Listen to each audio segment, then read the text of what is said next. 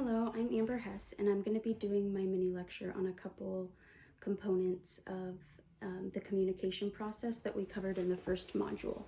So the main components I wanted to focus on are physical noise, which is the noise going on in your environment, psychological noise, which is daydreaming in your head, and physiological noise, which is noise that is coming from your body. It can be pain, hunger, things like that. These factors or these components of communication are huge, I think, in creating effective communication. So moving to someplace quieter helps with the physical noise.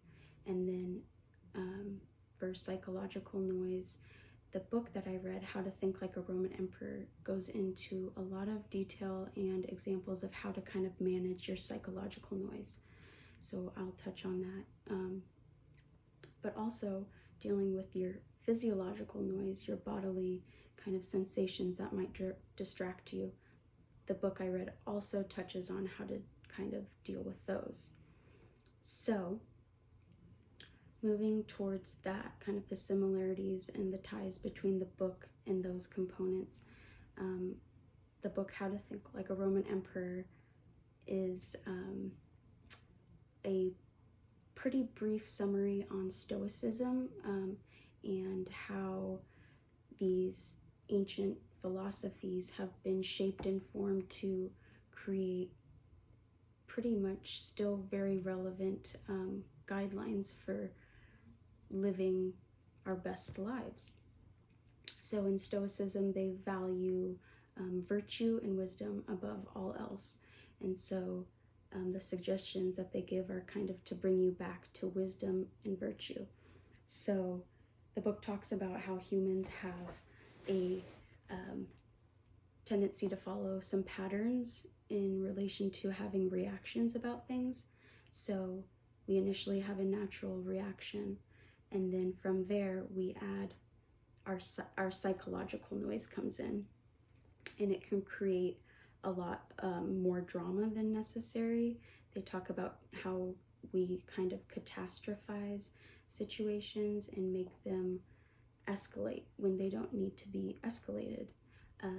So that is a big takeaway from the book, and I really value that sort of insight because I think I struggle with doing that, and a lot of people do, I think.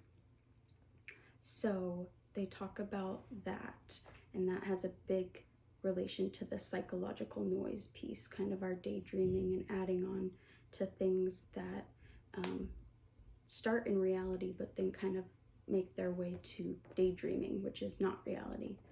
And then in terms of physiological noise, the book talks a lot about how it's human nature to be kind of pulled away and pulled towards feelings of anger and getting caught up in feelings of anger, but also getting caught up in feelings of pain and feelings of maybe gravitating more towards things that are desirable.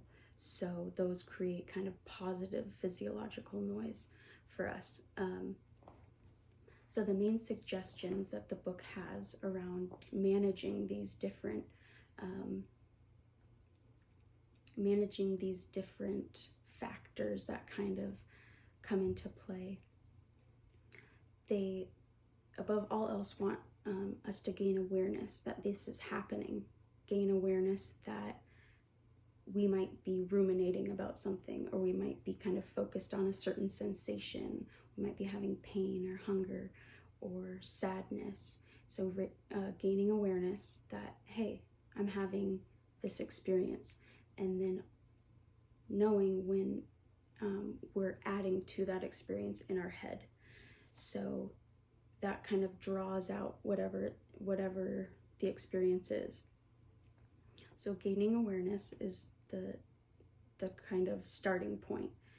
And then once you can gain awareness around these things, they suggest writing down when you're distracted by your thoughts, or writing down when you're distracted by your feelings, and focusing them at a later point so you can move forward with your day and be present and focus on those distracting factors later on.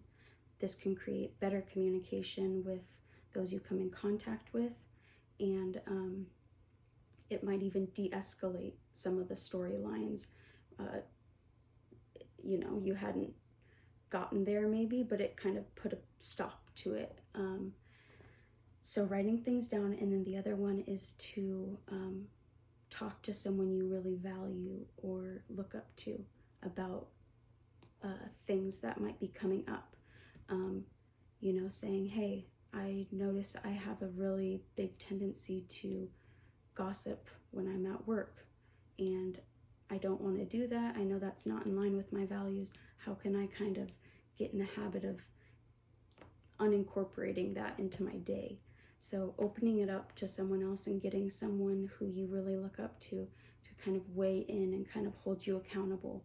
The book really favors mentoring and having others kind of point out, hey, you're doing this thing again that you said you didn't want to do. So how can we fix that, and how can we move forward? So I saw a lot of potential connections I could have made with the book and all of the concepts we've learned about in this course, but for me, the psychological, physiological, and physical noise were three elements that just really stood out to me, and I kind of kept making that connection. So I hope you enjoyed my video, and I look forward to learning more. Thanks.